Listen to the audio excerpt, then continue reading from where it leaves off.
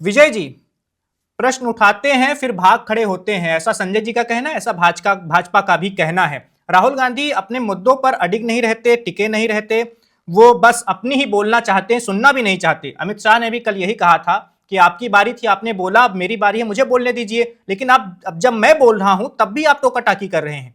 तो ऐसा क्यों है सर? देखिए, भाजपा का काम है झूठे आरोप लगाना और हमारे नेता विपक्ष को निम्न दर्जे का घोषित करना। क्या राहुल गांधी जी पढ़े लिखे नहीं हैं? क्या इस देश के सांसद नहीं हैं? क्या वो देश के नेता विपक्ष नहीं हैं? या तो आप पैमाना बना दीजिए कि भाई इनमें ये कमियां हैं, इसके चलते इनको अयोग्य करार दिया जाना चाहिए। आप ले आइए देश की संसद में प्रस्ताव। तो मोदी जी या अमित शाह जी ऐसा नहीं कर पाएंगे, वो जानते हैं, क्योंकि राहुल गांधी जी जो मुद्दे उठाते हैं वो न्याय संगत और तर्क संगत होते हैं। और लोकतंत्र में सत्ता पक्ष को सुनना चाहिए और विपक्ष को अपनी बात रखनी चाहिए और उनकी बातें सुनकर सत्ता पक्ष को सही निर्णय लेने चाहिए। लेकिन यहाँ ऐसा कुछ नहीं चल रहा। यहाँ सिर्फ एक तानाशाही चल रही है, अपनी मर्जी चलाई जा रही है। वो कहते हैं कि मैं तुम्हारे हिसाब से जवाब नहीं दूंगा, तो किसके हिसाब से देंगे माननीय अमित शाह जी? किसके हिसाब से देंगे? भाई, जो सवाल पूछ रहा है आप उसके हिसाब से ही तो जवाब देंगे। इसमें अपनी मर्जी या किसी और की मर्जी की क्या बात है? ये तो देश हित की बात है। अगर हमारे नेता विपक्ष भाई राहुल गांधी जी कह रहे हैं कि भाई मैंने जो प्रेस कॉन्फ्रेंस करके बारी बारी से जो 3 मुद्दे उठाए उनके जवाब दीजिए आप बारी बारी से, तो उनके जवाब देने में सरकार को क्या कठिनाई है? मेरे हिसाब से कुछ कठिनाई नहीं होनी चाहिए।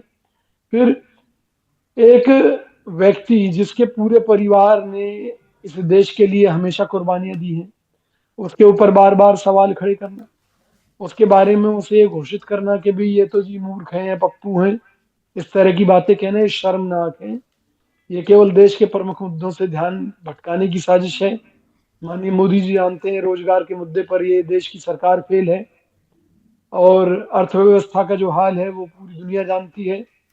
आज क्रूड ऑयल खरीदता है हमारे यहाँ का अडानी और अंबानी, लेकिन उसकी जो मार पड़ती है वो भारत की जनता पर पड़ती है कि अमेरिका प्रतिबंध लगा देता है।